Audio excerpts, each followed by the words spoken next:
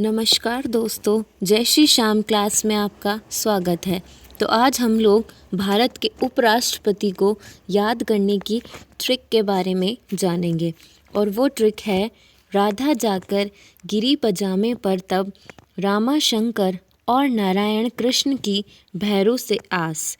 Trick है राधा जाकर गिरी पजामे पर तब रामा शंकर और नारायण कृष्ण की भैरों से आस। ट्रिक का विश्लेषण है राधा। राधा से याद रखना है सर्वपल्ली राधा कृष्णन। जाकर, जाकर से याद रखना है जाकिर हुसैन। गिरी, गिरी से याद रखना है वीवी गिरी। प से याद रखना है JS पाठक। जा, जा से याद रखना है BD जत्ती। में से याद रखना है मोहम्मद हिदायतुल्लाह न्यायमूर्ति। पर तब से कुछ नहीं याद रखना रामा। रामा से याद रखना है रामा कृष्ण वेंकट रमन। शंकर, शंकर से याद रखना है शंकर दयाल शर्मा।